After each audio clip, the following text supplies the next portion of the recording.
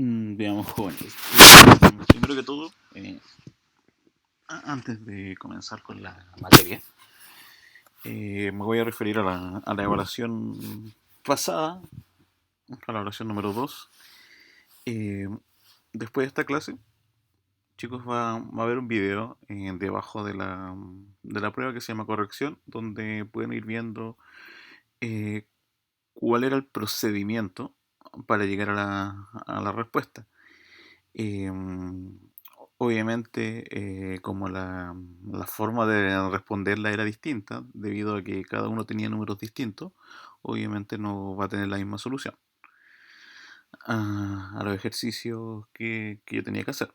Pero me va a ayudar a ver un esquema general de cómo se debía realizar la prueba. ¿Ya? También jóvenes, aspectos puntuales que tenía la unidad anterior, a diferencia de la unidad pasada y la unidad que vamos a ver a continuación. La unidad dinámica, la dificultad que tenía era el proceso de planteamiento de ecuaciones, eh, donde yo inventaba, entre comillas, o yo planteaba la ecuación según las flechas, en este caso que era la fuerza, que desprendían en el sistema. ¿Ya?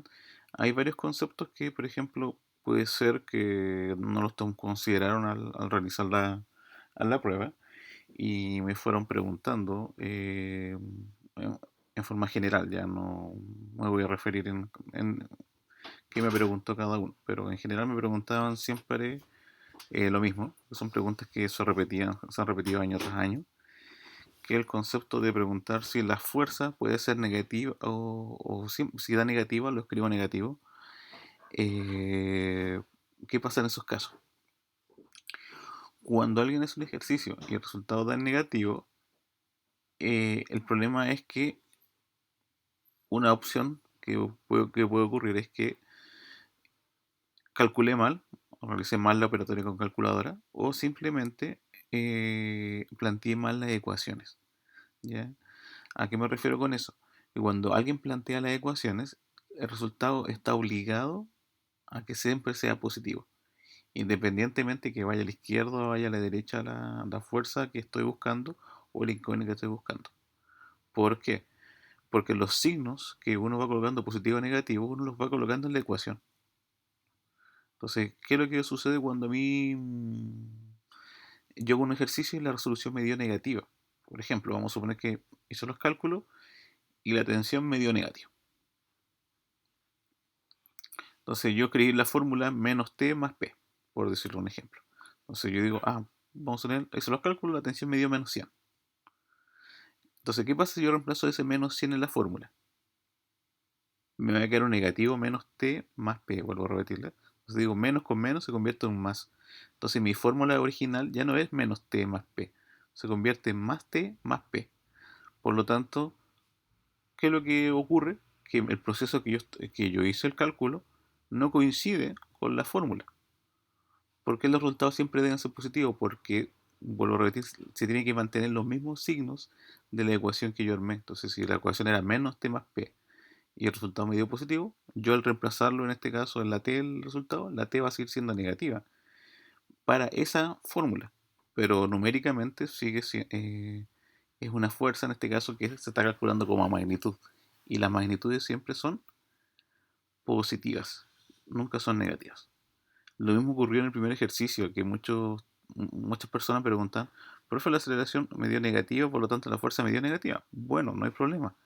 Pero si uno se fija en la pregunta decía, ¿cuál es la magnitud de la fuerza aplicada para refrenar? Entonces, cuando alguien habla de magnitud para aplicada, habla de fuerzas positivas, en este caso un valor positivo. Recuerden que la magnitud siempre es positiva, porque es la medida. Entonces, eso es consideraciones que tienen que tener en cuenta. La prueba, lo estoy echando un vistazo también no quiere decir que confío plenamente en el sistema. Le estoy echando un vistazo a lo que respondió en general, por lo tanto voy viendo y voy comparando los resultados, si es que el sistema se los cobró de manera correcta, independientemente que hayan marcado o no marcado la respuesta, simplemente estoy haciendo un chequeo general de cada una de las soluciones que escribieron tanto en el primero como en el segundo intento, ya que descargué el registro completo y voy viendo la comparación. Ya si me he percatado que hay casos, por ejemplo, que la solución era 50 y la solución real era 50 y colocaron, no sé, 1500. Entonces estaba muy alejado una de la respuesta, entonces obviamente el problema estaba completamente erróneo. Por lo tanto, ya la nota va a estar, por ejemplo, durante el día o si no mañana en la tarde. Va a estar la calificación en la plataforma. Y les vuelvo a recordar que va a estar dentro de la unidad 3 en este caso, un video que simplemente lo tengo que juntar ahora, ya que tenía que explicarle esto primero, que va a estar para que lo puedan revisar, ver bien cuáles eran los errores fundamentales que se cometieron, ya que es como la forma general. La única diferencia entre los ejercicios que pueden ocurrir en que el que hice yo con el que me tocó en la prueba puede ser la máquina de Atwood, que es la del péndulo, donde tenemos dos masas colgando, una por un sector y otra en otro sector. Puede haber sido que en una de esas me haya tocado más grande la masa uno que la masa 2 y yo lo hice al revés, con la masa 2 más grande que la masa uno porque fueron los números que me fueron dando en forma aleatoria. No es algo que, yo elegí el más fácil, no, simplemente lo fui generando en forma aleatoria. En el video creo que dura casi 1 hora 20 minutos por ahí, 1 hora y media. em, ya, porque me dediqué más que nada a explicarlo. Entonces, obviamente cuando uno hace la prueba y está callado y no explica, lo hace mucho más rápido. Pero solamente eso. Eh, Así que eso era la dificultad que tenía la unidad 3. La unidad 4, la que vamos a partir del día de hoy, no tiene esa dificultad, no tiene ese problema, debido a que ya vienen las fórmulas listas. Entonces ya no habría que decir, pucha, ¿cómo calculo la energía cinética? Ya hay una fórmula para energía cinética, hay dos variables para llegar a energía cinética, entonces ya tengo ya la fórmula, no necesito otra variable. Lo que sí debo tener en cuenta acá en esta unidad, la complejidad que tiene, es que de repente las fórmulas se van repitiendo mucho, por lo tanto debo ser más ordenado para trabajar. ¿Ya? Esa es la dificultad que tiene, porque a veces repito la fórmula una vez, dos veces, tres veces, cuatro veces, pero lo estoy repitiendo con la misma variable, ¿ya? Y voy cambiando algunos datos, pero siempre la voy repitiendo, entonces de repente lleva a confusiones que ocurren a menudo con este tipo de ejercicio. Pero vuelvo a comentarles que la dificultad es ser ordenado. A mi manera de ver, esta unidad con la unidad que viene son las más sencillas de todo lo que es la asignatura de física mecánica. La primera y la segunda prueba siempre son como las cortacabezas. Son las más difíciles de todas. Ya tercera y cuarta ya se pone un poco más abordable. Em, Según calendario, nosotros esta evaluación ya viene como en 2 semanas más, ya no es tampoco mucho tiempo, eh, porque la cantidad de contenido es bastante más reducida. Entonces, hoy voy a partir con una parte del ejercicio de contenidos, una diapositiva muy pequeña, pero a medida que vaya pasando las clases, yo creo que la próxima ya voy a terminar ya con otro PPT, antes de hacer algunos ejercicios demostrativos de lo que es el concepto que vamos a trabajar en esta unidad. Em, no sé si hay alguna pregunta, chicos, consulta antes de comenzar.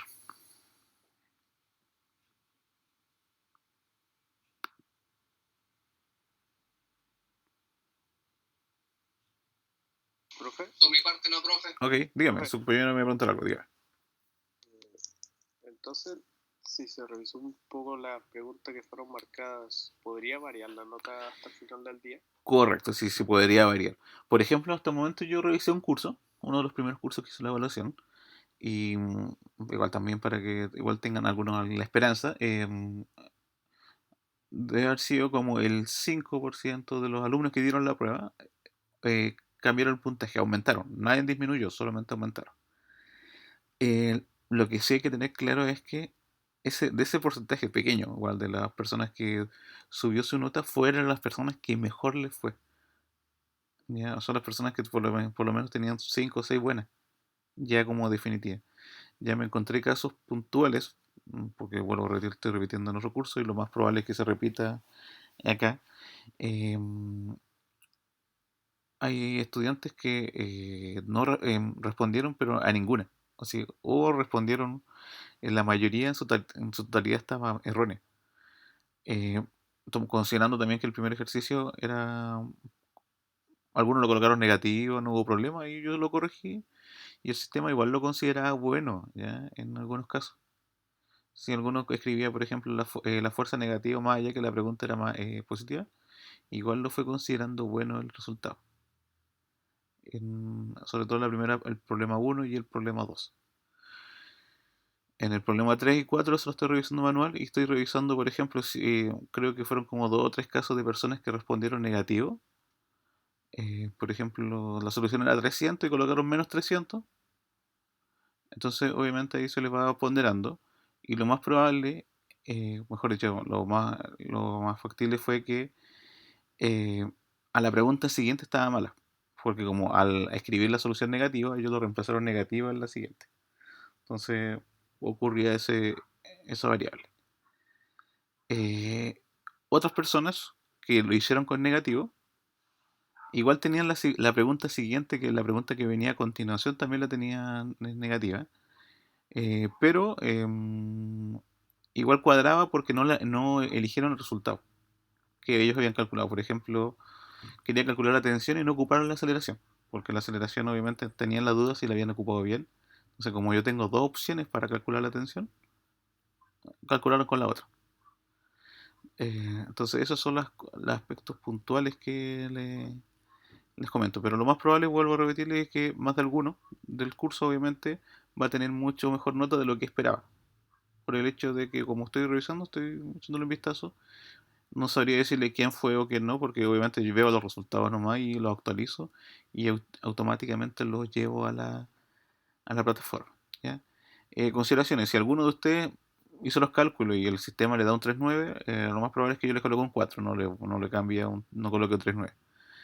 Eh, es la única nota que redondeo, ya, para que lo tengan en cuenta. O sea, si el sistema me va a indicar, no sé, pues Juanito va a tener un 3.9, yo lo coloco un 4 en ese espacio. También, si yo soy bastante, si estoy pensando solamente en la nota, no estoy pensando en el aprendizaje, si estoy pensando en la nota, eh, si quiero ver con qué nota faltan para aprobar, lo recomendable es que lo vean como las notas como puntaje. Ya, por ejemplo, si me saqué un 7 en una prueba, son 70 puntos. Si me saqué un 4 en una prueba, son 40 puntos. Si saqué un 1, 10 puntos. Si me saqué un 3.5, 35 puntos. Esos son como lo que tengo que ver como puntaje. Y los voy sumando. Entonces, el puntaje de la primera prueba más el puntaje de la segunda. Y yo tengo que cumplir la meta de los 160 puntos para aprobar el ramo, para aprobarlo con un 4.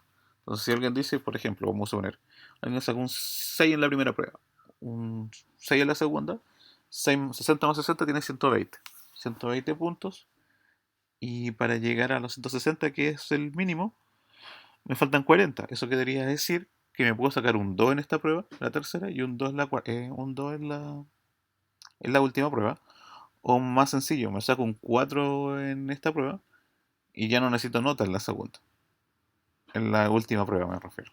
O me saco un 3 en esta prueba y me saco un 1 en la última. Entonces me faltan 40 puntos que los puedo repartir en ese caso. Casos más complicados son que, por ejemplo, me voy a sacar un 2 en la primera prueba, un 2 en la segunda, tengo 40 puntos.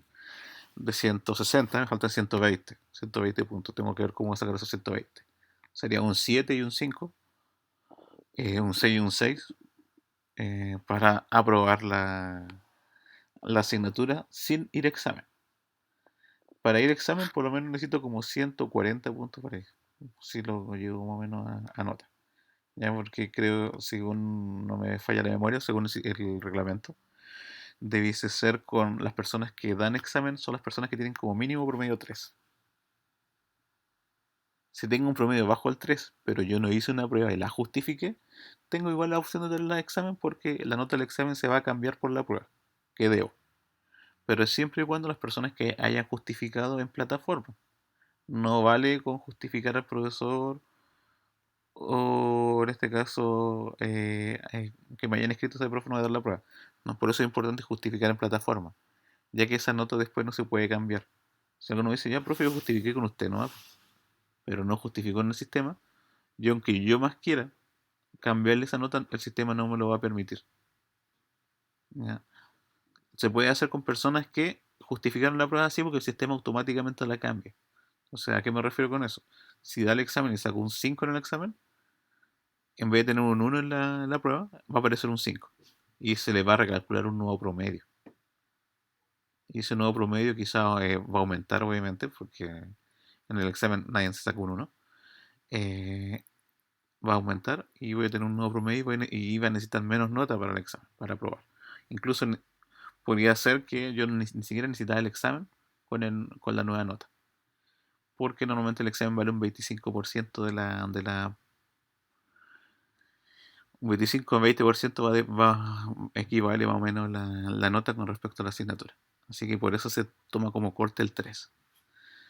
Caso distinto, si yo rendí todas las pruebas y me dan menos de promedio 3, con el examen no me alcanza. No reprobaría automáticamente la asignatura. Pero, vuelvo a repetir, por ejemplo, hasta lo que yo he visto más o menos de los cursos, los dos cursos que he revisado, y lo puedo extrapolar a todos, entre comillas, eh, ya deben haber como por curso, con esta segunda prueba, 6 o 7 personas que ya están casi aprobadas. Ya, ¿listo? Ya falta colocarle un 2 nomás en la última prueba y ya estarían como casi listos para aprobar. Entonces espero que al terminar esta tercera evaluación, esos 6 que estaban listos ya estén confirmados ya que aprobaron y para ellos asumen un poco más de personas. Ya tendré como 15 ya con reales posibilidades de aprobar y ya la última, ya los definitivos, con aprobados y con las posibilidades de aprobar que sean la menor cantidad posible, o sea que las personas que vayan a examen sea la menor cantidad posible de estudiantes del curso. Los cursos son bastante grandes, son de 30. Tomando en cuenta que en la prueba primera y la prueba segunda, según no me falta la memoria, la cantidad de personas que no rindieron las pruebas es parecida, 8 o 9 personas por curso. Y los promedios fueron casi iguales, casi idénticos. En la primera prueba, promedio creo que fue como un 4,2 en general. Y ahora en la segunda prueba, mejor dicho, el promedio fue un 4. O sea, 2 décimas menos. Eso quiere decir que no hubieron tantos 7 como hubo en la primera prueba, pero todos están más parejos. A diferencia de la primera, que hubieron muchos 7 y muchos rojos. ¿Ya? La proporción estaba como. Si lo quiero ver con números, por lo repetir, yo trato de mostrar todo con números. Eh, de 4 alumnos, la prueba pasada, uno era azul y 3 eran rojos. Se fijan ahí, entonces les fue más mal en esa prueba.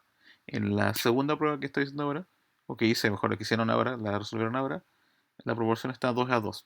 Por cada 2 azules, 2 son rojos. Entonces, los azules que hubieron no fueron demasiado altos, pero los rojos que hubieron tampoco fueron demasiado rojos, comparado con la primera evaluación que tenía muchas fórmulas que a algunos les costó menos que la evaluación número 2 en este caso. Pero vuelvo a repetirles, chicos, como estoy echando un vistazo, lo más probable es que la mayoría o varios alumnos de ustedes hayan mejorado su puntaje.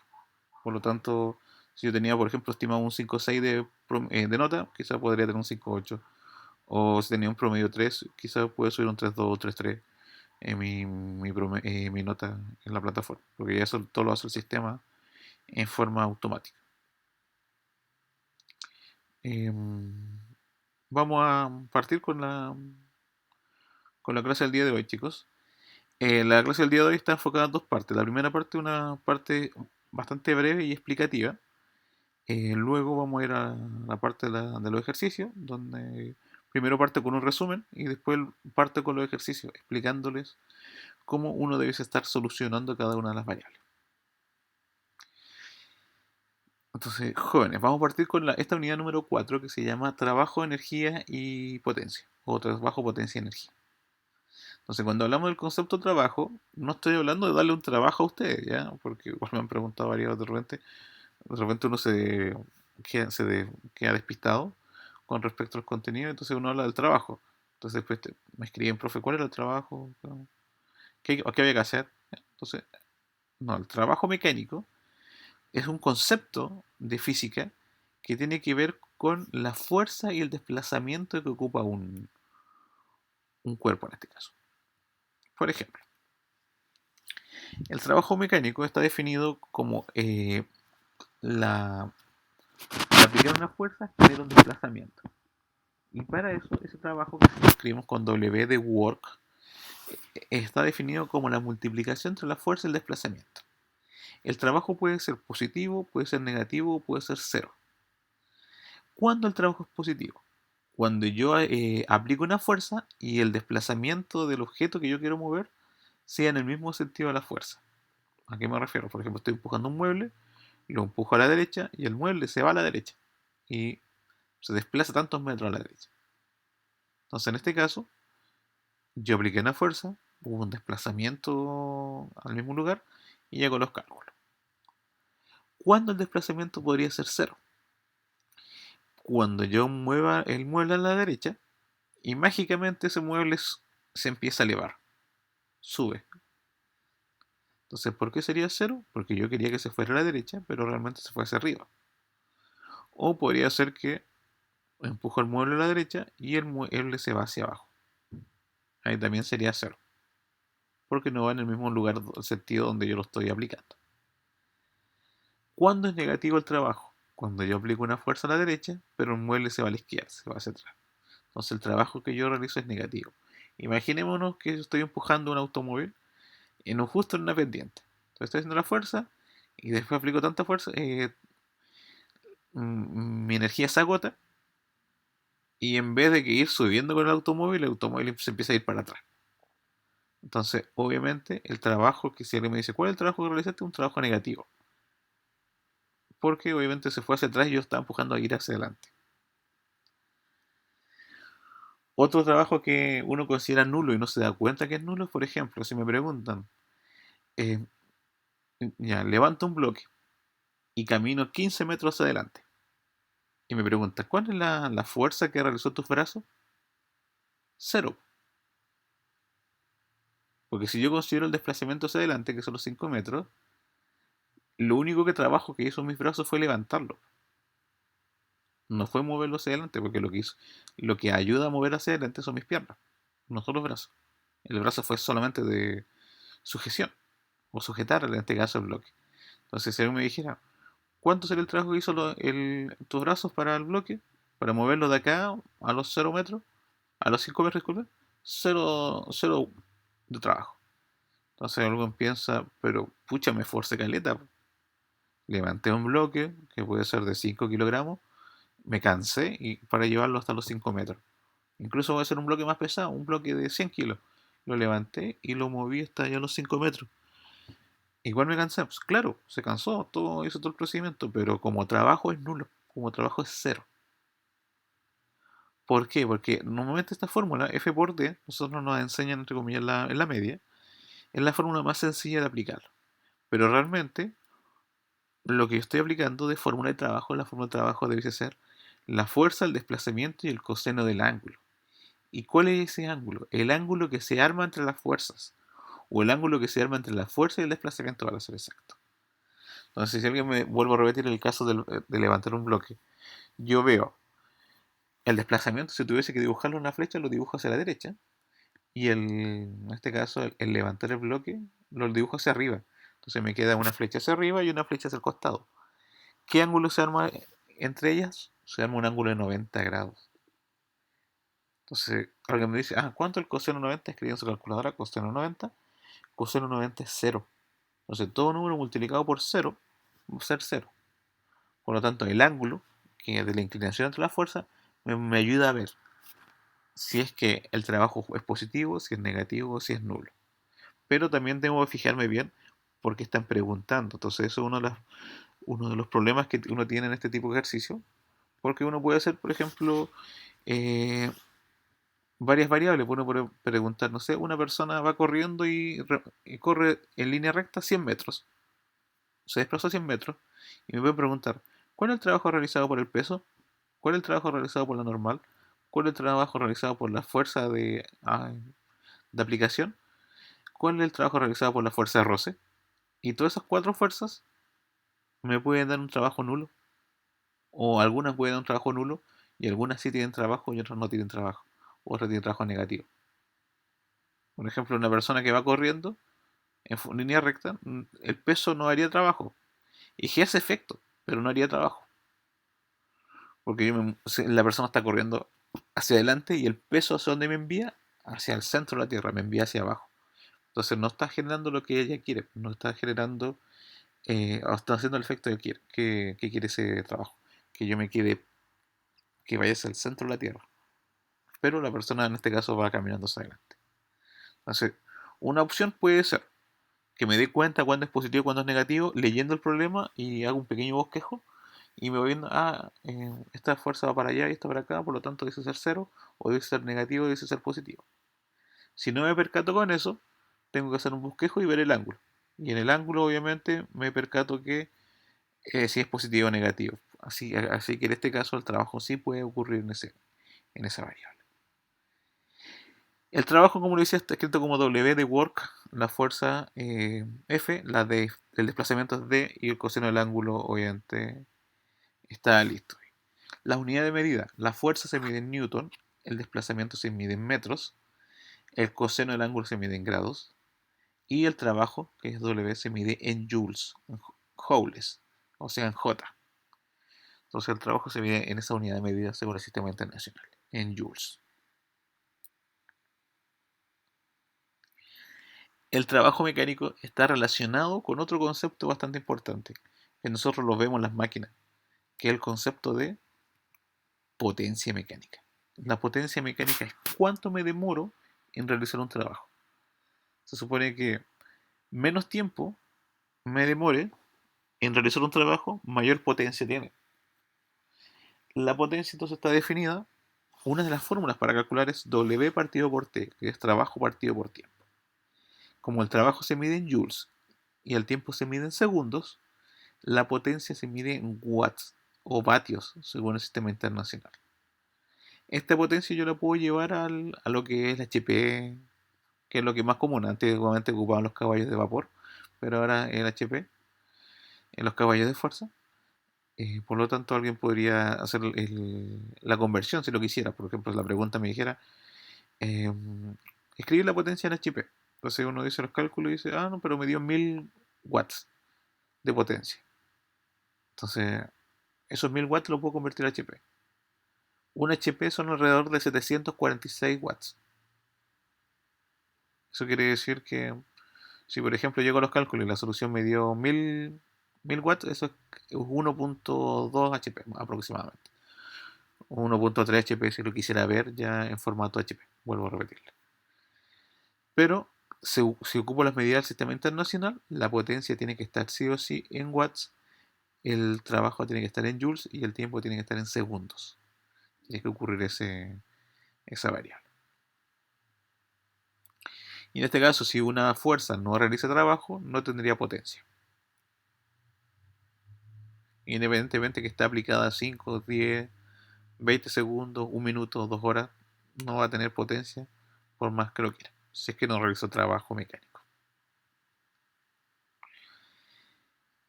Otras formas de llegar a la potencia, porque también se puede llegar de otras maneras, la más sencilla es fuerza por distancia partido por el tiempo, o fuerza de desplazamiento partido por el tiempo.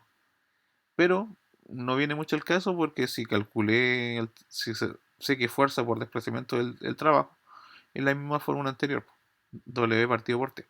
¿Ya? Pero otra fórmula más sencilla de verlo es fuerza por velocidad. Entonces, si yo conozco la fuerza y conozco la velocidad del objeto, podría determinar la potencia, en este caso de la máquina. Entonces, si veo que una máquina eh, genera una fuerza de 15.000 newton y se mueve a una velocidad de 30 metros por segundo, 15.000 por 30 metros por segundo, me da el resultado en potencia también. Entonces ahí no necesito calcular el trabajo, simplemente con esos datos ya puedo calcular la potencia. Entonces, acá, chicos, va todo relacionado, ¿ya? Entonces, más allá que uno de una fórmula para una cosa, una fórmula para otra, una fórmula para lo que vamos a ver ahora, a continuación, los datos se repiten. Entonces, pucha, cuando uno ve un problema y uno le pregunta, por decirle, le pregunta al trabajo, y ellos me dicen, profe, pero con estos datos yo calculo una energía cinética, por decirlo. Entonces, la energía cinética está relacionada con el trabajo. O al revés, profe, me está preguntando energía potencial. Y también me da el dato, pero con ese dato calcula la energía cinética. Entonces la energía cinética está relacionada con la energía potencial. O sea, acá está todo relacionado.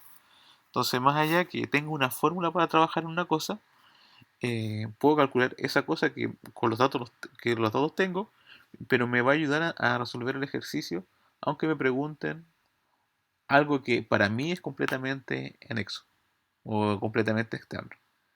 ¿Ya? Eso es como la dificultad que de repente tienen este tipo de ejercicio, que se preguntan a cosas. Entonces cuando uno de repente es muy cuadrado, piensa que, si me preguntan, por ejemplo, trabajo, tienen que estar obligatoriamente, tienen que indicarme la fuerza, indicarme el desplazamiento y indicarme el ángulo.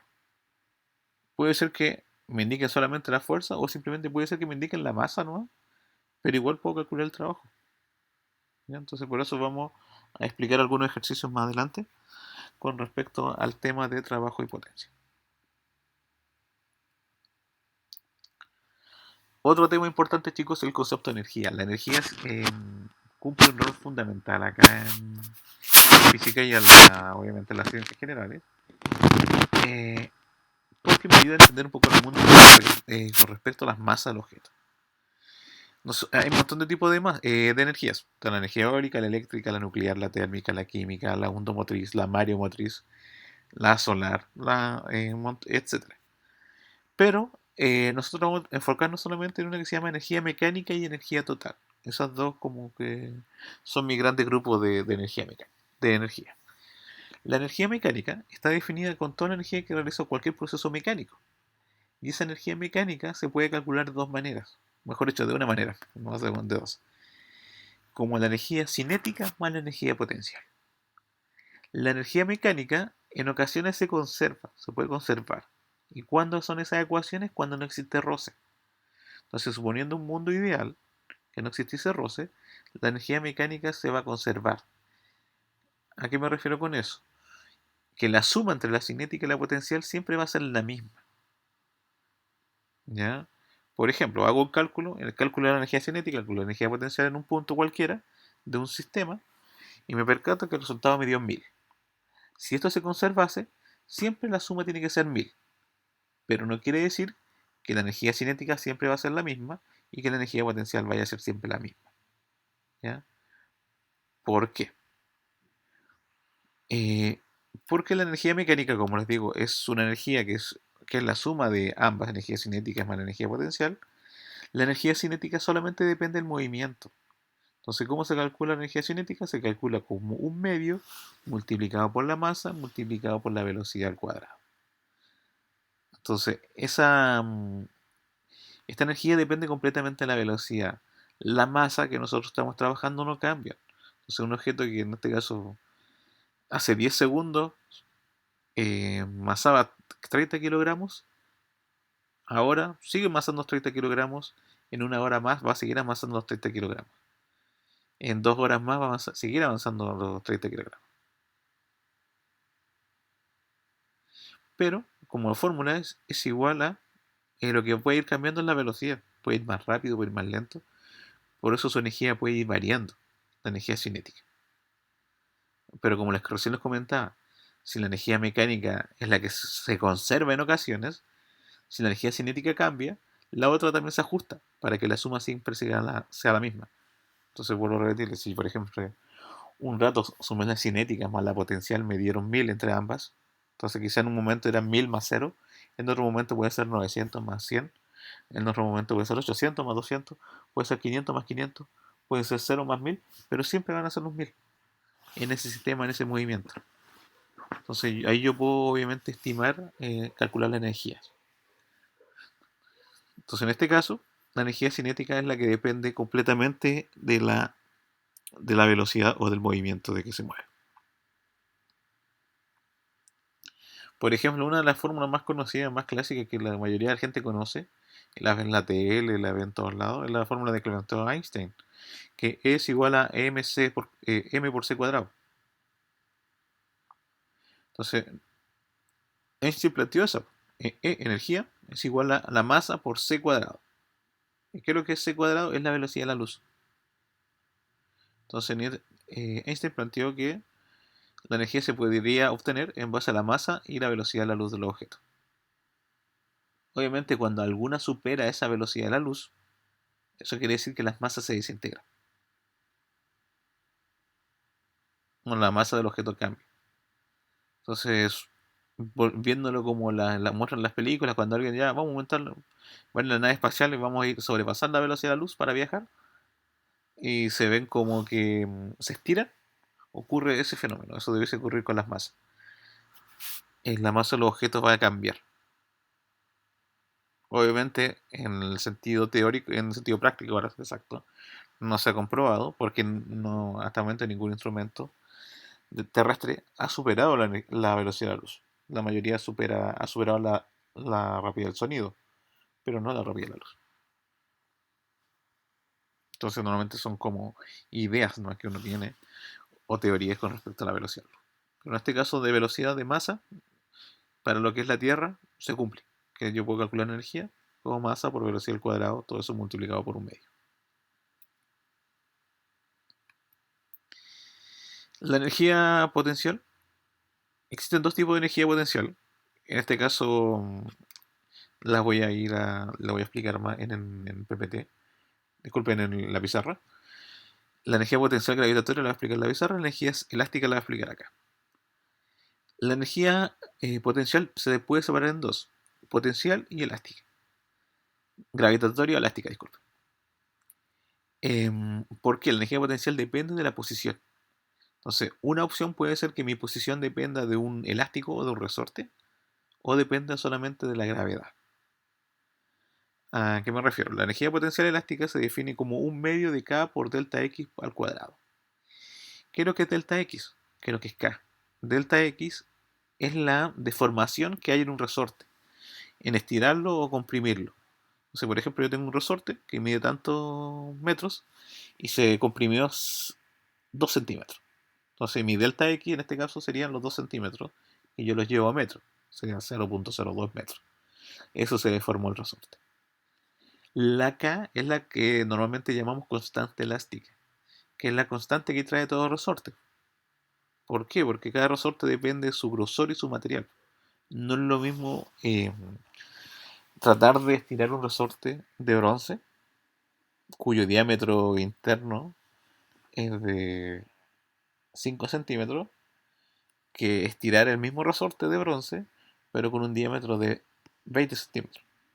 O sea, mucho más duro, que mucho más amplio. O simplemente agarro el típico resorte de alambre de esos que traen los juguetes, y también o que traen las lápiz pastas, que vienen esos lápiz pastas que uno va sacando la punta. No es lo mismo ocupar eso que ocuparlo en una máquina. No podría hacerlo. Quizá le va a servir, el tamaño puede estar ahí, pero quizás no cumple la misma función.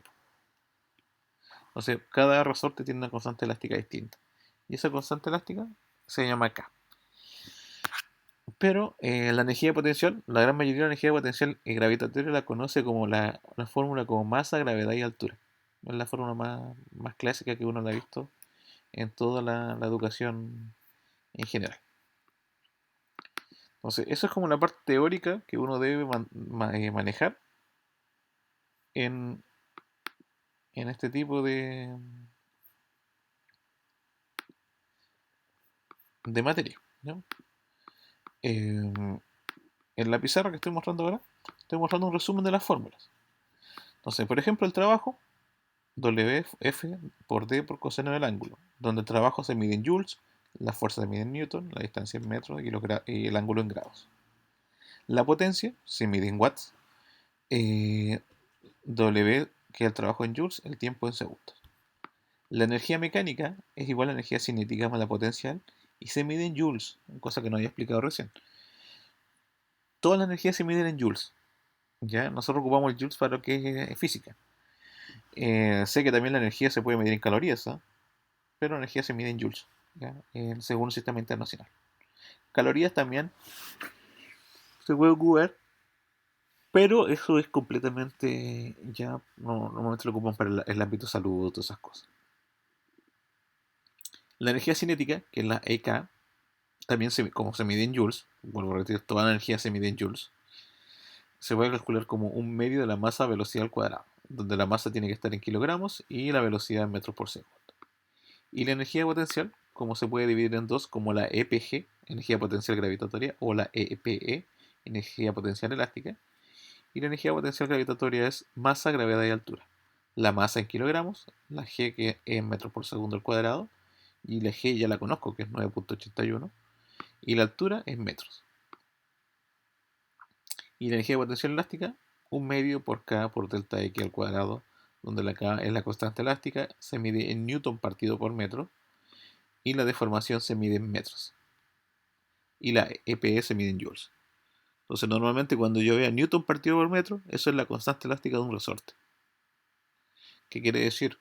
Que si yo, por ejemplo, yo compro un resorte en una empresa, obviamente que le ponen más empeño, más color ahí en la venta, y me dice, no, este elástico, este resorte, es de 10.000 newton metros. ¿Qué quiere decir? Que si yo le aplico 10.000 newton a ese resorte se va a estirar o se va a comprimir un metro. Eso es lo que yo puedo extrapolar cuando vea 10.000 newton metros. Y veo si me sirve o no. Si yo tengo una máquina que voy a colocar toneladas ahí, quizás no me sirve uno de 10.000 newton metros. Quizás me sirve uno más grande, uno de 50.000 newton metros o de 100.000 newton metros, porque yo quiero que la compresión del resorte sea mínima. ¿Ya? Entonces ahí voy comprobando cada una de las variables. Así que anoten ese resumen antes de seguir avanzando y ver ejemplos. Si tienen alguna pregunta me la van realizando.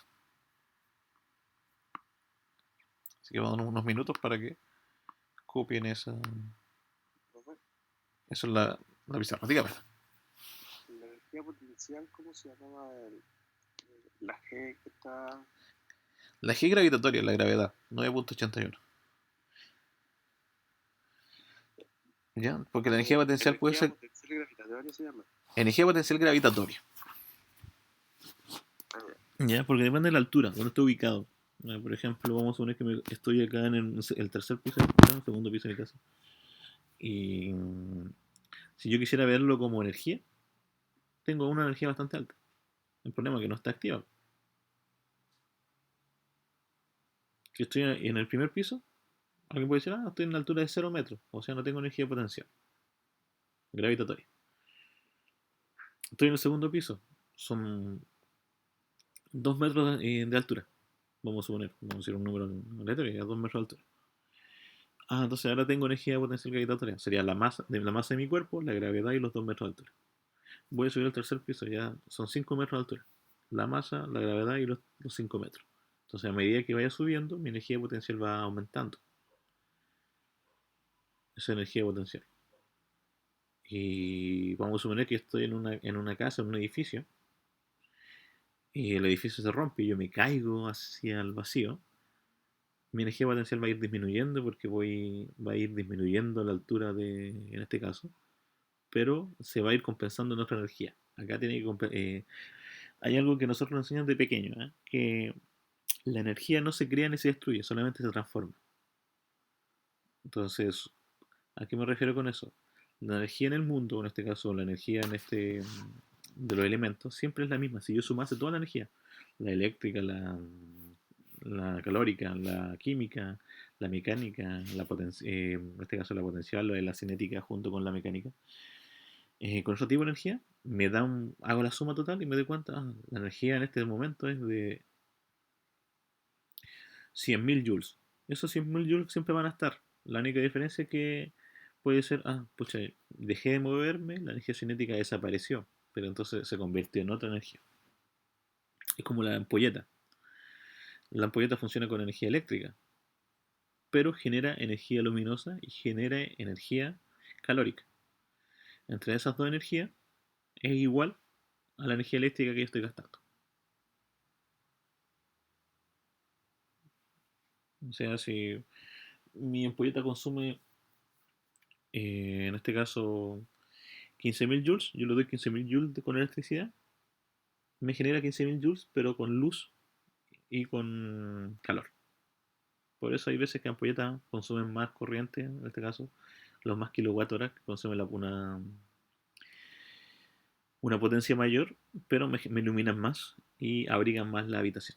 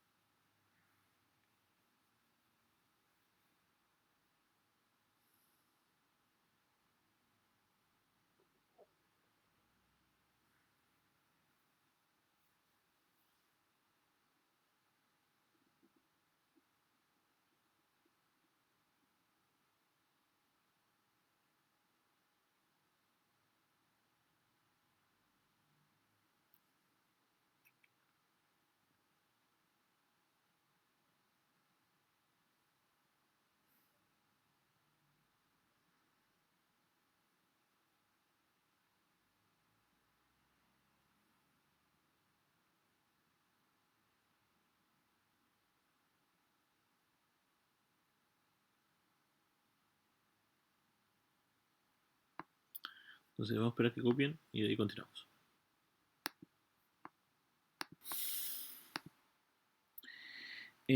Vamos a hacer algunos ejemplos, ya que vamos a mostrar algunos ejemplos de ejercicio.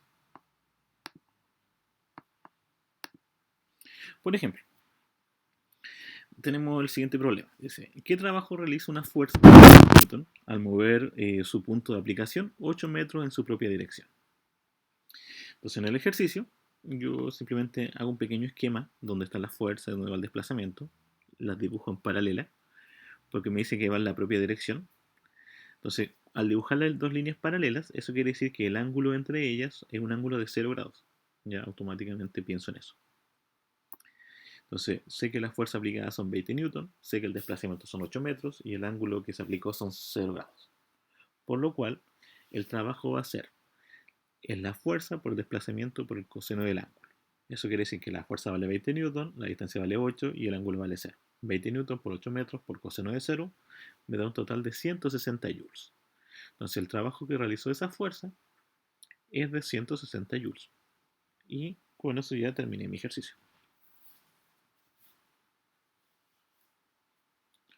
Otro ejemplo. ¿Qué pasa si me preguntan no el trabajo? Me preguntan la distancia que recorre una persona al empujar una caja con una fuerza de 4,5 newton si el trabajo efectuado por el hombre fue de 13,5 joules. O sea, se fijan en el dibujo, una persona ahí está moviendo una caja, la está moviendo hacia el lado derecho en este caso según mi apreciación. Por lo tanto, la fuerza que aplicó también va hacia el lado derecho. Entonces, veo los datos. La fuerza me la está indicando. El hombre ejerce una fuerza de 4,5 newton. El trabajo también lo va indicando, 13,5 joules. La distancia, esa no la conozco. Por eso me preguntan. Y el ángulo en este caso es 0 grados. ¿Por qué? Porque se desplaza a la derecha y la fuerza también va a la derecha. El ángulo entre las fuerzas es 0. Por lo tanto, como son paralelas, es 0 grados. Entonces lo puedo calcular. Entonces escribo la fórmula. W es igual a F por D igual al coseno del ángulo. W es 13,5 en joules. La distancia 4,5 metros. La distancia no la conozco. Y el coseno de 0 lo taché porque el coseno de 0 es 1. Entonces todo número multiplicado por 1 sigue siendo el mismo número. Por lo tanto, si multiplico por 1 o no multiplico por 1, da lo mismo porque la respuesta es la misma. Despejo esta variable, es el 4,5 que está multiplicando, lo paso dividiendo.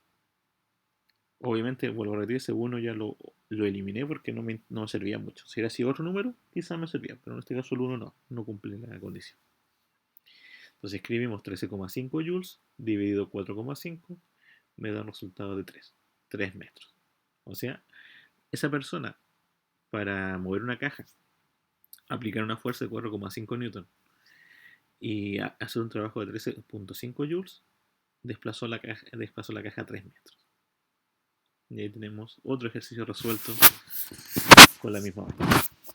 Preguntas, dudas con respecto al ejercicio, revísenlo, echen un vistazo, cópienlo y de ahí vamos a continuar.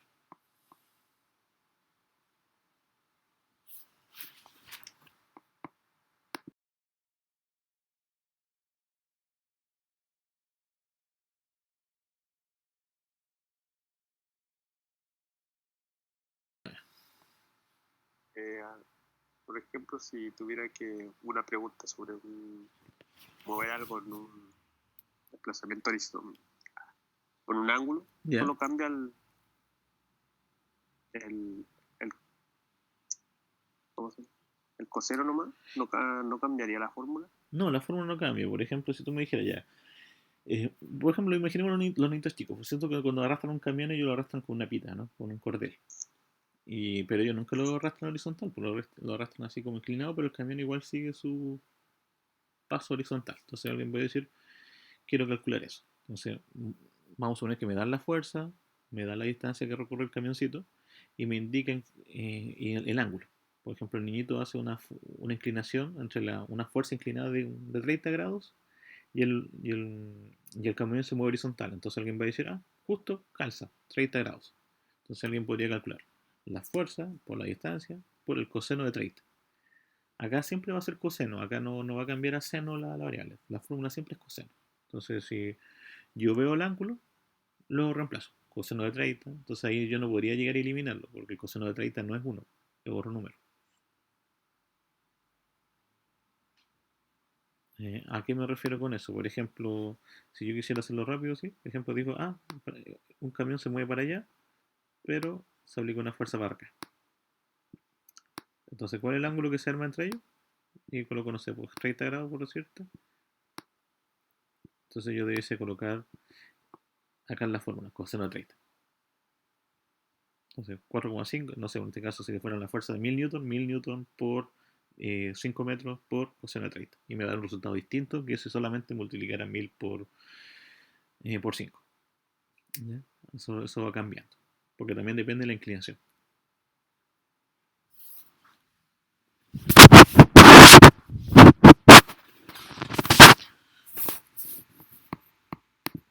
Profe. Ok.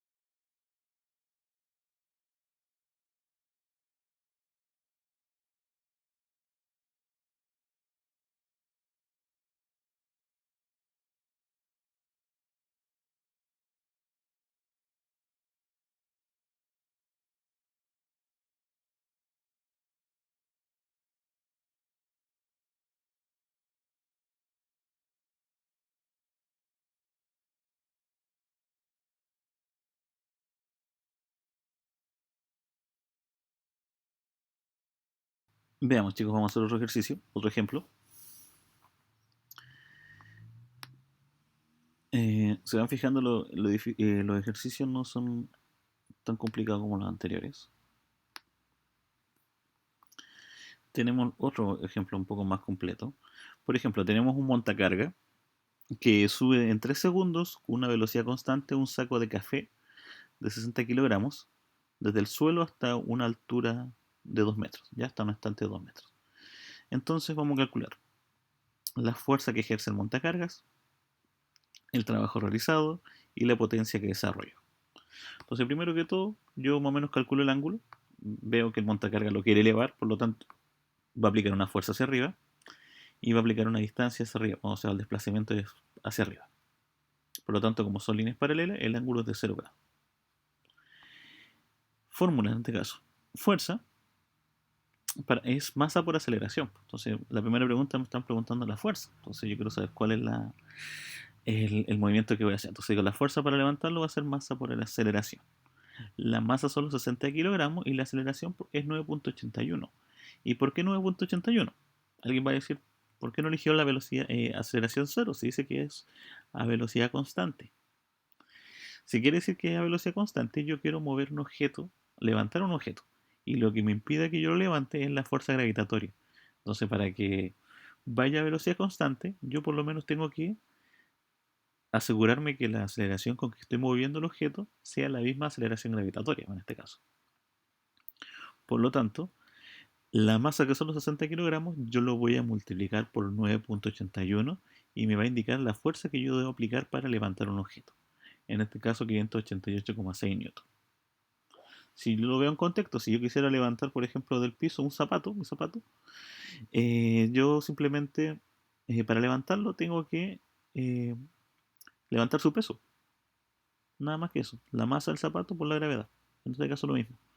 Lo que hace el montacarga necesita levantar el peso del saco de café. Entonces 60 por 9.81. Ya tenemos la fuerza. El trabajo. El trabajo es fuerza por desplazamiento por el coseno del ángulo.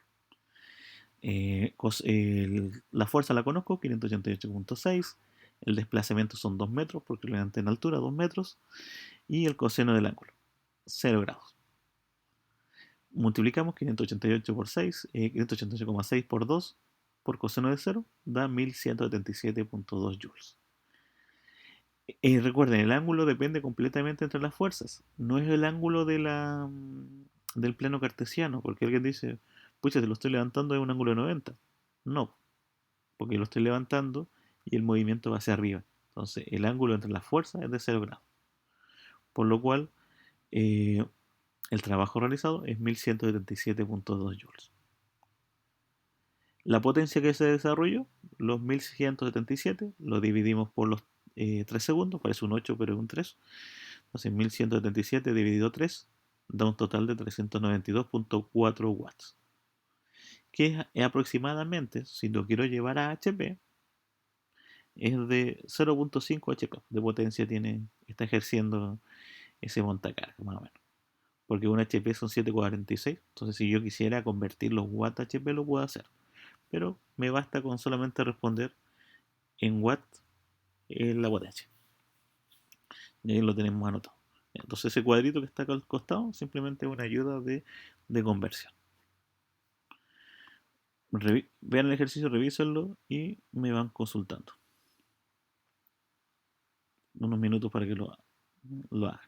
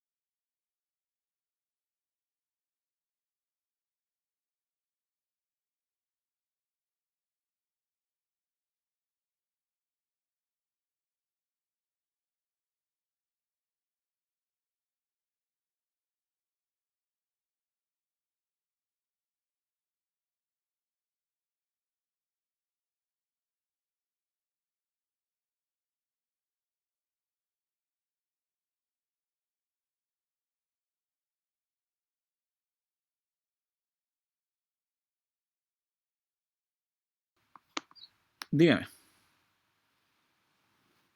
dígame, ¿cuál es? ¿Qué me va a preguntar? ¿Me podría explicar de nuevo la fuerza? Porque me puso 9.81. ¿Por qué? Porque si yo quiero levantar un objeto, yo para moverlo tengo que romper su aceleración gravitatoria. Por lo tanto, si como el ejercicio dice que es velocidad constante, tiene que ser igual a la aceleración gravitatoria. ¿Ya? Porque lo quiero mover en forma simplemente levantar. O sea, en este caso, como quería levantar los 60 kilos de café, lo único que había que levantar el peso. Y, y el peso se calcula masa por gravedad. Por eso colocamos la aceleración como 9.81. Entonces cada vez que usted quiere levantar algo, ocupamos la aceleración gravitatoria como aceleración y no hay que calcular una nueva aceleración distinta.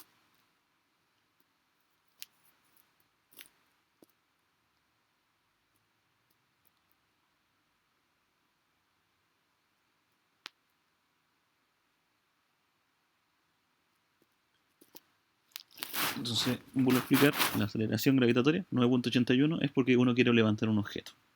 Porque cada vez que uno queramos hacer eso, la aceleración es esa.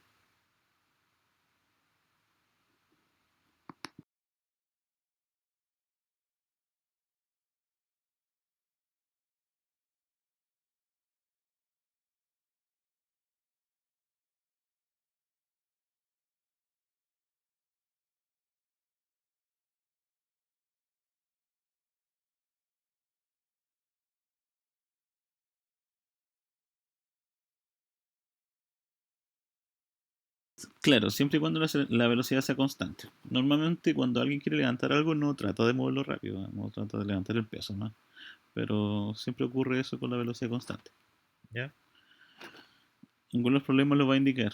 Normalmente cuando ocupamos una nueva aceleración es cuando los movemos hacia los lados más. Entonces si no ocupamos una aceleración extra para moverlos en formato vertical.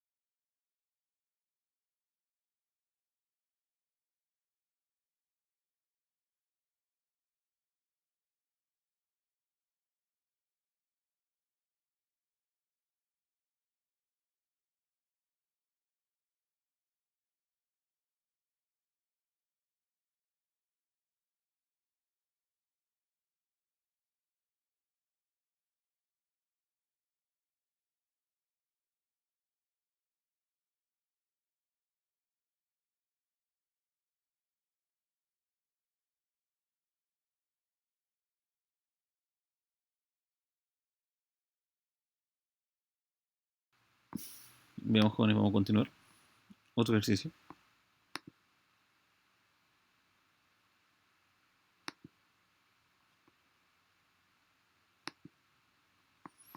Por ejemplo, acá tenemos dos problemas en específico. ¿Qué potencia debe poseer o deberá poseer un motor para bombear 500 litros de agua por minuto hasta una altura de 45 metros? ¿Ya? No sé, veo los datos, los subrayo en este caso, 500 litros por minuto, en un minuto, y los 45 metros de altura. Entonces, para mí la masa son 500 litros, que aproximadamente son 500 kilogramos. Un litro de agua son 1 kilogramo aproximadamente. La distancia, 45 metros. El tiempo, 1 minuto, que son 60 segundos.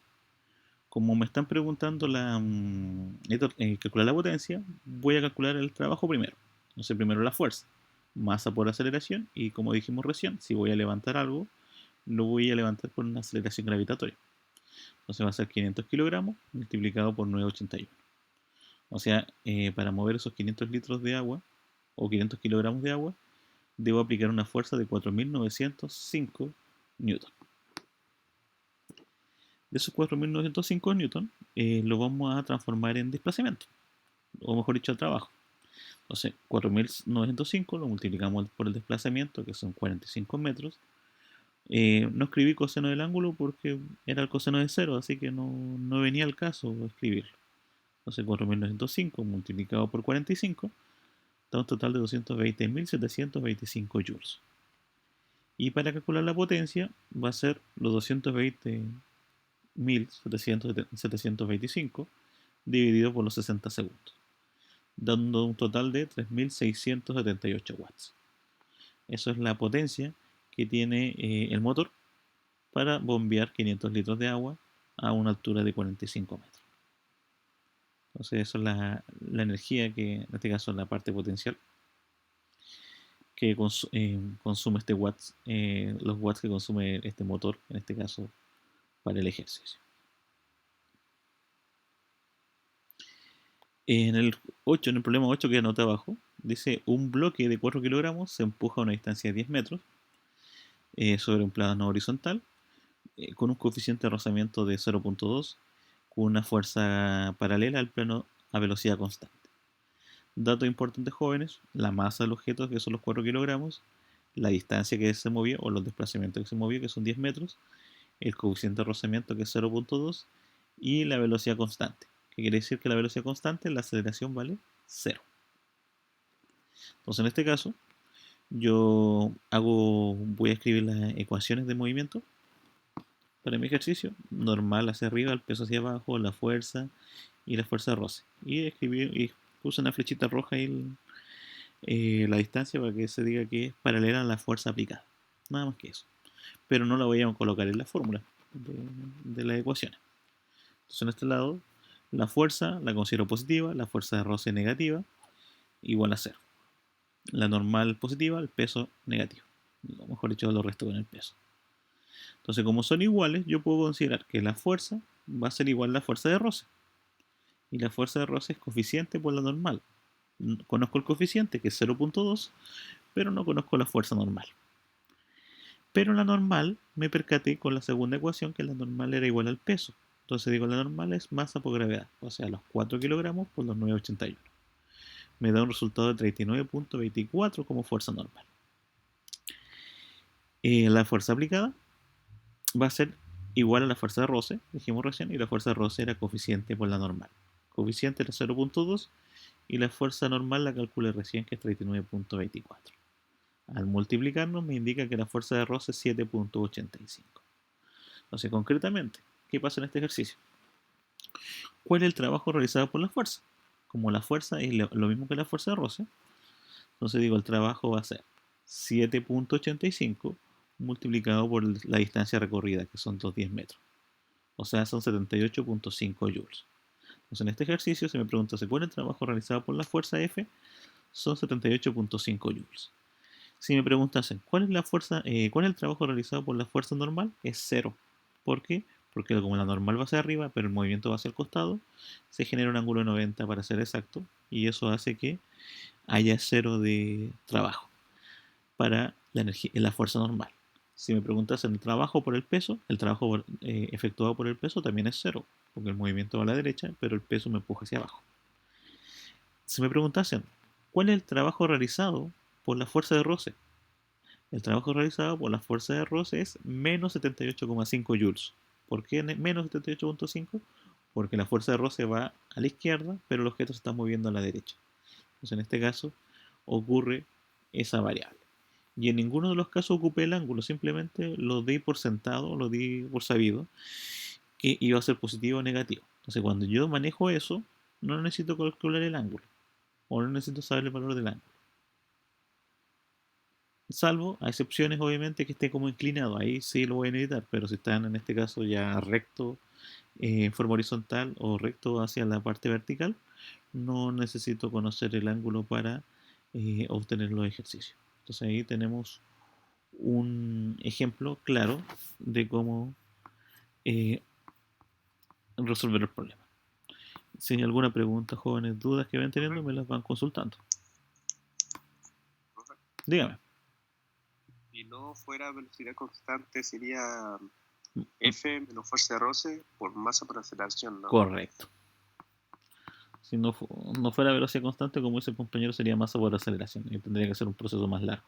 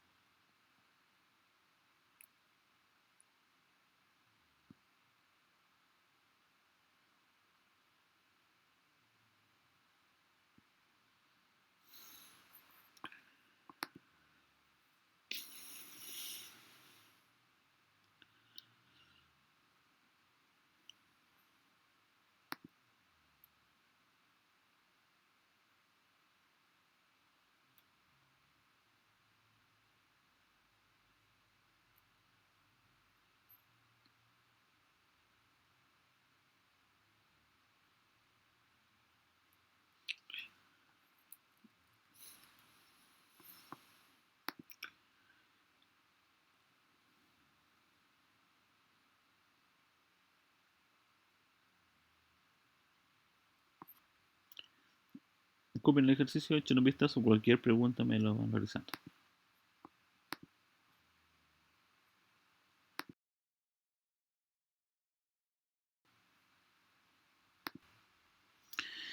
Vamos a ver otro ejercicio, otro set de ejercicios. En este caso ya más relacionado con energía. Ya hemos hecho mucho ejercicio de trabajo y vamos a ver el concepto de energía.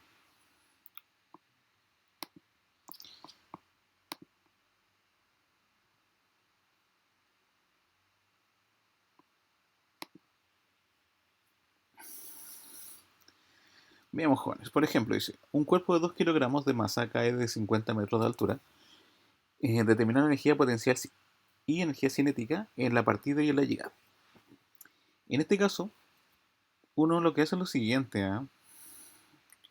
Anotamos la fórmula de energía cinética, un medio masa velocidad al cuadrado, energía potencial gravitatoria, masa gravedad altura. No anoto la elástica porque en ningún lado del ejercicio habla de un resorte, así que no la considero como energía potencial gravitatoria, potencial elástica. No la, solamente con la gravitatoria. Entonces yo analizo primero en el punto más alto, que en el punto A. Entonces digo, tengo el punto más alto, partida A, llegada al punto B. Son los dos puntos que voy a analizar. En el punto A, la energía cinética. Digo que es un medio por la masa, que son los 2 kilogramos, y 0 metros por segundo de velocidad. ¿Por qué 0 metros por segundo? Porque el objeto dice que cae. Y algo que nosotros vimos en la segunda unidad, decíamos que un objeto cuando cae, cae con velocidad igual a 0. Por lo tanto, en este caso, como el objeto va cayendo, su velocidad inicial es igual a 0. Entonces digo, un medio por 2 kilogramos por 0 al cuadrado. Multiplico un medio por 2 por 0 al cuadrado, me da un resultado que es 0. 0 joules. O sea, un objeto en este caso, que tiene esa...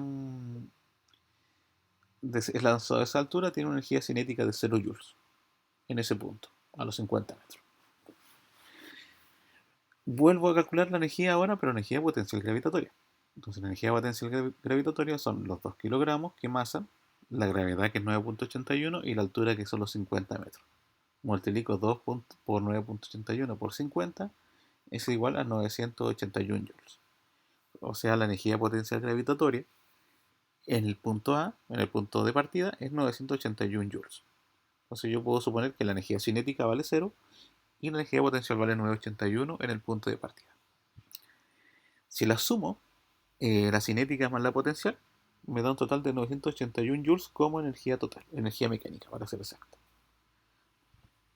Entonces, a modo de resumen, en el punto de partida, en este caso, la energía cinética vale 0, la energía potencial 981 y la energía mecánica 981.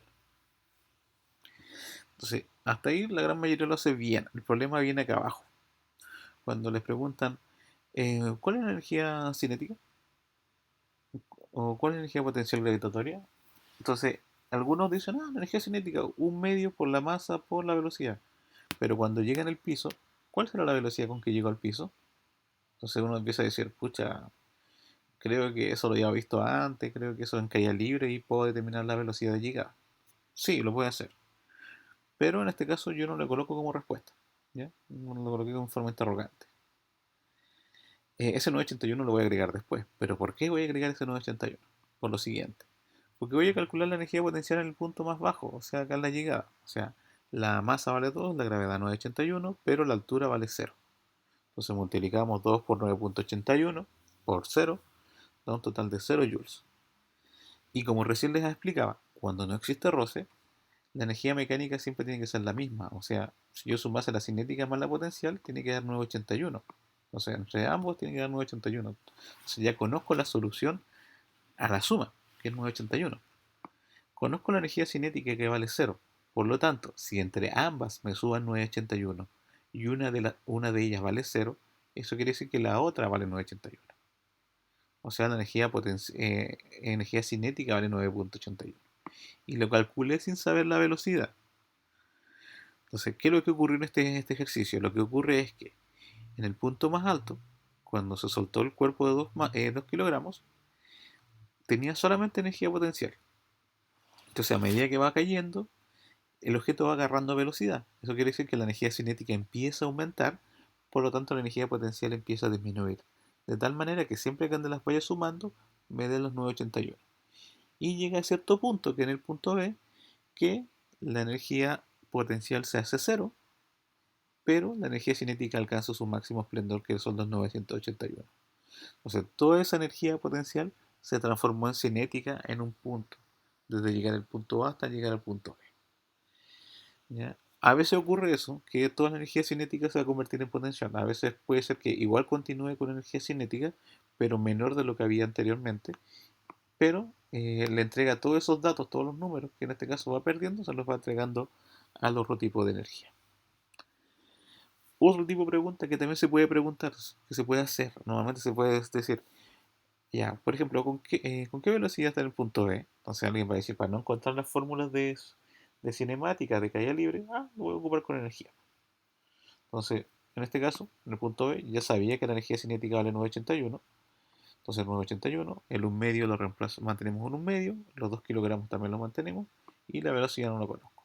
Multiplicamos 1 medio por 2, eso es 1. Ese 1 que está multiplicando pasa dividiendo, 981 partido por 1 es 981, y aplicamos raíz cuadrada porque yo quiero saber la velocidad. Eso quiere decir que con 31.22 metros por segundo yo puedo suponer que esa es la velocidad con que llega al piso para mantener los 981 joules en este ejercicio. Entonces, concretamente, ¿qué pasa? En este tipo de problemas ocurre que yo puedo calcular la velocidad, puedo calcular la altura en base a la energía. Si conozco la suma total de la energía, sé que esa energía siempre va a ser la misma. La voy reacomodando de tal manera nomás que siempre me dé la misma respuesta. Entonces vuelvo a explicar que un objeto que a medida que va cayendo su energía potencial cambia, pero su energía cinética también cambia. Pero la energía mecánica no va a cambiar siempre y cuando no exista roce. Si no existe roce, la suma tiene que ser siempre la misma. Entonces ahí tenemos un ejercicio para que lo vean y lo cojan. En su plataforma está la guía número 7. La guía 7 son ejercicios de este tipo. La diferencia es que parte con ejercicios más difíciles, los ejercicios más fáciles de trabajo, de energía, están ya como en la pregunta 15, hacia adelante, 15 o 20. Así que copienle, echen un vistazo y de ahí vamos a hacer otro ejercicio más para que podamos avanzar con los conceptos de energía.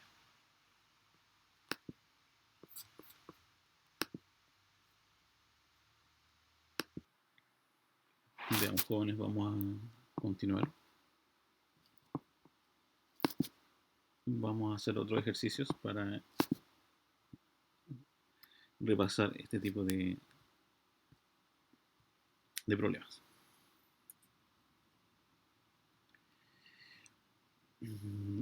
Veamos.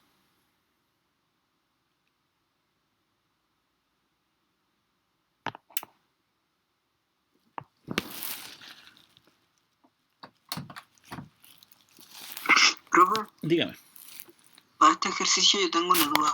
dígame, pregunta. En el punto B, la energía cinética, ¿cómo es que llegó a 981? ¿Cómo llega al 981? Lo que pasa es lo siguiente. Si te fijas, yo sumé la energía cinética más la potencial, ¿o no? Arriba. Entonces, lo que yo debo tener claro es que si no existe roce, ese 981 se va a mantener en cualquier punto de la trayectoria. Entonces, yo sabía que el resultado era 981 y se la sumaba. Entonces, la energía cinética no la podía calcular porque me faltaba la velocidad. Pero la energía potencial sí la podía calcular porque conocía la altura. Entonces conocía la masa, la gravedad y la altura. La calculé y me doy cuenta que equivale a 0. Entonces, como sé que si yo sumo la cinética más la potencial me da la mecánica, y en este caso la solución de la cinética más la potencial me tiene que dar 981, entonces yo supuse, como la energía potencial valía 0, la energía cinética tiene que ser los 981 para que compense la suma del 981. Entonces ahí la calculé sin saber la velocidad. Entonces, eso ocurre muchas veces en este tipo de ejercicios, que cuando uno hace cálculo, a veces no necesito todos los datos de la fórmula y ya puedo desprender la información si tengo claro ese concepto. Que la energía mecánica se va a conservar siempre y cuando no exista roce. ¿Ok?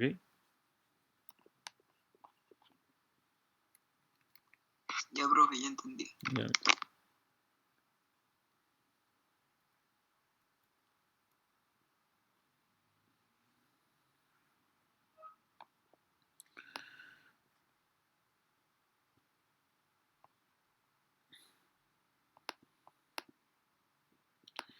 Vamos, chicos, vamos a hacer un nuevo ejercicio. Nos guardamos acá y vamos a hacer el siguiente.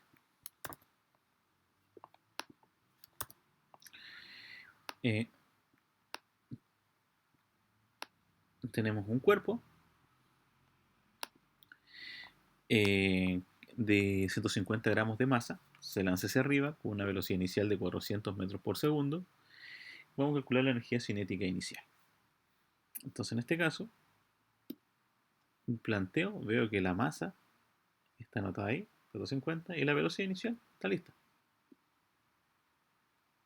Entonces ya no más solamente me queda reemplazar, pero debo tener en cuenta que la masa son 150 gramos, pero no me sirve en gramos, tiene que estar en kilogramos. Por lo tanto, eso sería 0,150 kilogramos.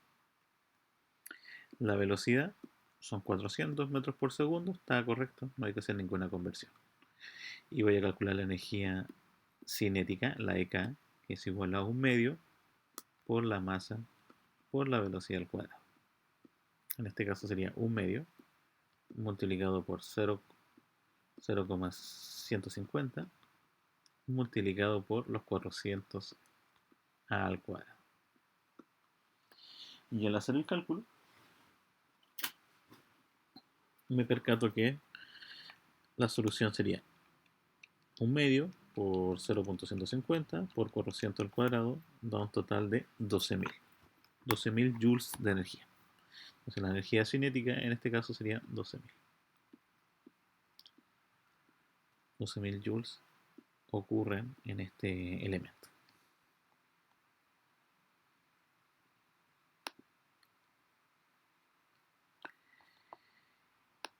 Vamos a hacer otro con energía potencial. Entonces, por ejemplo, este ejercicio, vamos a escribir dos al tiro para que no aprovechando el espacio. Tenemos una persona sube una montaña hasta 2000 metros de altura. ¿Cuál es su energía potencial si pesa 750 newton? Entonces uno dice, el ejercicio ya me indica casi todo, me indica la altura, que son los 2000 metros. 2000 metros. Y me está indicando el peso, que son 750 newton. No es potencial el peso. Peso 750 newton. Entonces alguien va a decir, pero, pucha, la, la energía potencial gravitatoria, la EPG, es masa, gravedad y altura. Entonces necesito la masa por lo menos. Pero hay algo que yo me percato. El peso es lo mismo que decir masa por gravedad. Y eso es igual a 750 newton. Sigue siendo 750 newton. Por lo tanto, acá al reemplazar, ya no reemplazo la masa única, ni reemplazo la gravedad. Simplemente coloco los 750. Porque la masa y la gravedad es el peso. Por la altura en este caso, que serían los 2000 metros. 750 por 2000 sería 1,5 millones de joules. O sea, la energía cinética que tiene este objeto que está a 2000 metros de altura es 1,5 millones.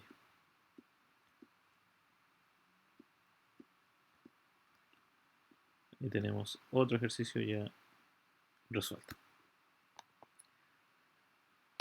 Para que lo vean ahí.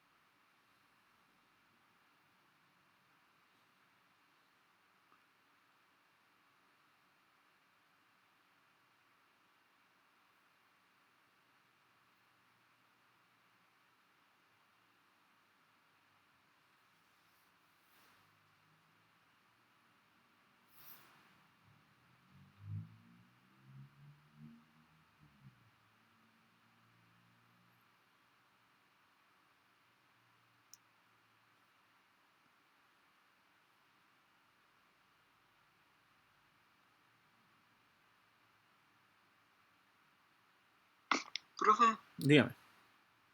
¿podemos ver un ejercicio de la potencia elástica? ¿Sí? No hay problema. Vamos a ver un eje de potencia elástica. Veamos uno de potencia elástica.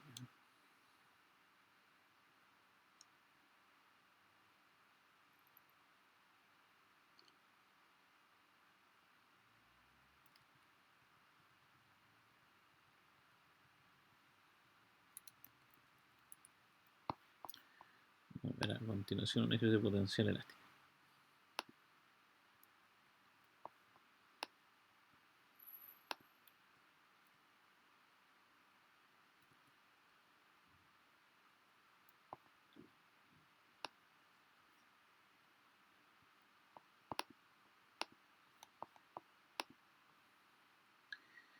Vamos a borrar acá para hacer una eje de potencial elástica. Para que quede claro.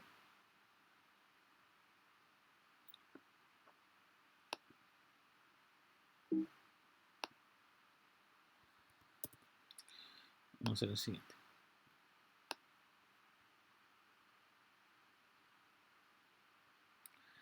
Entonces, veamos el ejercicio. Dice, un resorte ideal tiene una constante elástica, ¿ya? De K igual de 3800 Nm. Determinar el trabajo realizado para alargarlo desde la posición A hasta la posición B en una longitud de 6 centímetros. O sea, originalmente estaba ahí el resorte. O sea, podría tirar una línea ahí y lo quiero estirar en ese espacio. Eso para mí sería mi delta X. Entonces, si alguien va a preguntar, pucha, ¿cómo calculamos el trabajo?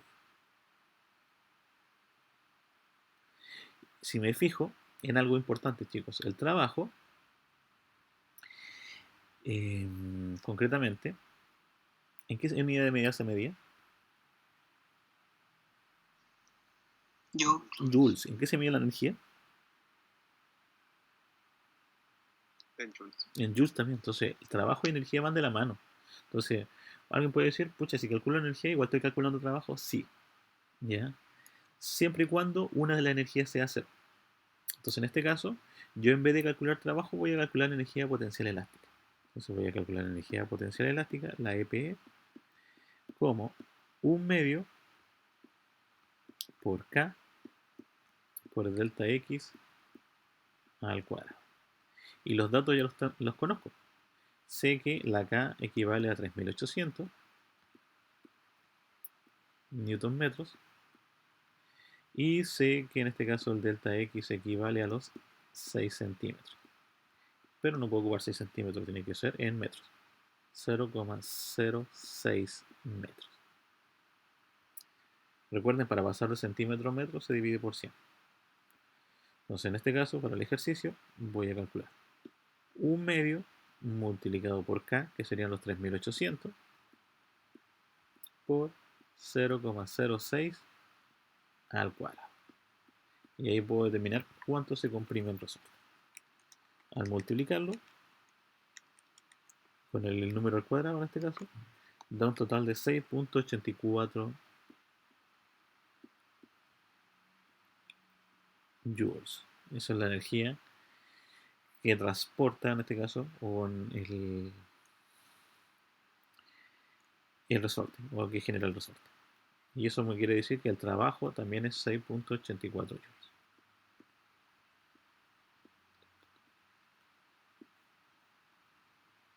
Solamente por eso. Entonces ahí tenemos un ejercicio con energía potencial.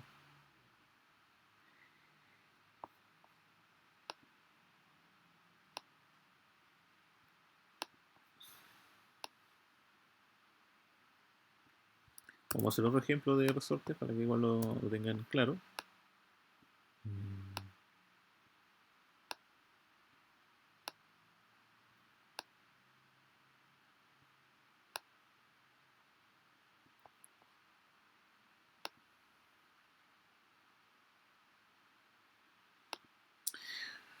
Por ejemplo, otro ejercicio, muy parecido con un resorte. Dice, un cuerpo de 28 kilogramos provoca, entonces tenemos la masa, provoca un alargamiento de 0,4 metros sobre un resorte. Determinar la constante elástica del resorte, me preguntan primero. Y después me preguntan el trabajo realizado para comprimirlo 3 metros, o en este caso 30 centímetros. Entonces, en la primera parte del ejercicio, un cuerpo de 28 kilogramos provoca un alargamiento de 0,4 metros sobre un resorte. Determinar la constante elástica del resorte. Para calcularlo necesito primero una imagen. Entonces voy a obtener la imagen de este ejercicio para que lo podamos realizar. Ya, sobre todo ahí para que le ayude a calcular la constante elástica.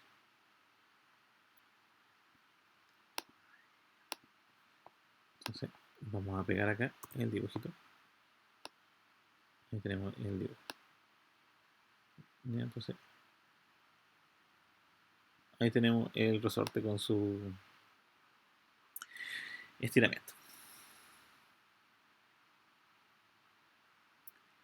Entonces, concretamente, si yo tengo el resorte está ahí y lo estiro, ¿qué pasa con las fuerzas que están presentes acá, po? ¿Qué fuerza tenemos presente acá, estimado? ¿Alguien me podría decir qué fuerza estaría presente en esta masa? Peso. El peso. El peso va para abajo. Entonces yo supongo como estoy estirando el resorte, va un peso hacia abajo. Pero hacia arriba está la fuerza del resorte. La vamos a llamar R, ¿no? ¿Ya? Del resorte. Entonces alguien va a decir, ya, con esas fórmulas vamos a suponer que el peso, que es negativo, más la fuerza del resorte, se va a quedar quieto, porque supuestamente los tiró y no siguió el bamboleo, en este caso, de un muelle. Normalmente cuando hablamos de muelle hablamos de resorte, ¿ya? Entonces nos va generando, en este caso, las oscilaciones. Entonces alguien podría decir, esa fuerza R, que yo la llamé de resorte, va a ser lo mismo que el peso, ¿no? Entonces esa R para mí va a ser la masa por la gravedad. Entonces ese resorte va a calcularse como los 28 kilogramos que tiene el resorte por los 9.81. Entonces voy a calcular la R del resorte concretamente. 28 por 9.81. Eso es 274,68 newton. Esa es la fuerza que se está aplicando al resorte, ¿ya? Una ayuda para calcular la K. Como no conozco la energía, pero puedo calcular la K de otra manera. Y la K la puedo calcular con esta fórmula que la voy a anotar. La R, que es la fuerza de un resorte, se puede calcular como K por delta X. Si yo lo multiplico por un medio y lo elevo al cuadrado, es energía. Pero si lo escribo como K por delta X, calculo la fuerza elástica que tiene un resorte. En este caso lo coloqué, vuelvo a repetir, como R. Entonces, eso es lo que yo voy a calcular. Entonces, en este caso, la R ya la conozco, que lo calculé recién, 274,68. La K no la conozco, porque no tengo ni idea, porque eso me están preguntando en el primer ejercicio. Y el delta X sería el 0,4 metros, porque recuerden que eso pasó primero. El 0.4 que está multiplicando, ahora va a dividir. Y eso me va a indicar la K. Al hacer la división, 686.7.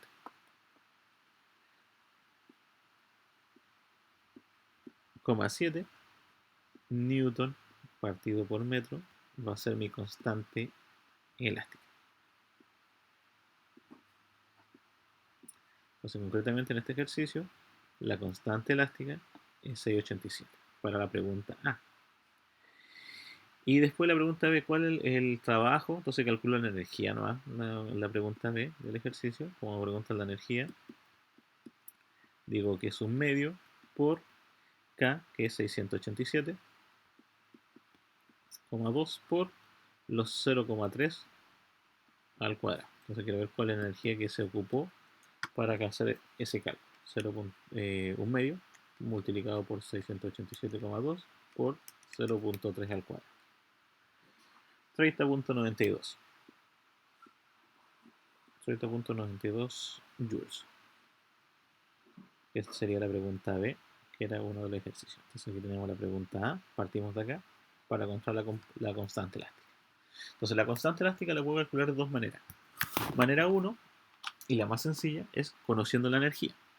Si no conozco la energía, lo puedo calcular con la fuerza elástica. Y la fuerza elástica se calcula como la constante por el delta X, nada más que eso. Entonces yo puedo determinar cuál es la fuerza que realmente ejerce ese resorte de manera concreta. Veamos, chicos, en la próxima clase vamos a trabajar en datos de em, em, mantención de energía o conservación de la energía. Vamos a hacer algunos circuitos, obviamente, de cómo se tiene que ir conservando la energía mecánica. ¿Qué pasaría con la energía cinética también? Eso lo vamos a ir determinando en cada uno de los ejercicios que vayamos viendo, ¿ya? Entonces vamos a ver qué pasaría cuando no existe roce, qué pasaría cuando existe roce, y con eso ya estaríamos como avanzando los ejercicios. Recuerdo, revisen la guía, echen un vistazo, hagan los ejercicios que hablen de energía cinética, energía potencial, los de trabajo de potencia se pueden realizar sin problema. Si hay alguno que usted considera que todavía no lo puede hacer, lo va saltando, ya que la guía, vuelvo a repetirles, parte de los más difíciles hasta los más fáciles, no está en forma autoinvertida. Así que Uno de los ejercicios más difíciles, podríamos decir, el más complicado que yo... debe ser el último ejercicio de la guía. Es el más complicado de todo, así que si lo logro hacer, lo puedo hacer, yo creo que ya tengo el 7 asegurado en la prueba. ¿Ya? Porque acá lo que importa es comprender los ejercicios y sé que con un dato puedo llegar a responder cualquier pregunta que me vayan realizando. No necesito que vengan los datos exactos y llegar a aplicar la fórmula, porque ya nos dimos cuenta que conociendo la energía mecánica puedo calcular la energía cinética y puedo calcular la energía potencial. Eh, Me pueden preguntar la velocidad de un ejercicio y lo puedo, sin conocer la energía cinética. Me podrían preguntar por ejemplo, podría calcular la energía cinética conociendo la altura del objeto. Podría calcular la energía potencial calculando la velocidad del objeto. Puedo calcular muchas variables. Puedo calcular la constante eh, calculando la fuerza. Puedo calcular, obviamente, el trabajo calculando la energía potencial, sin calcular, obviamente, con la fórmula de trabajo. Se están fijando, acá en esta unidad todo va relacionado, todo va de la mano. Lo importante tengo que saber darme cuenta, ese número me sirve para colocarlo acá, o esta variable me sirve para colocarla acá, y esto sí va relacionado uno con el otro. Así que vuelvo a repetir, chicos, hagan la guía, vayan avanzando un poco.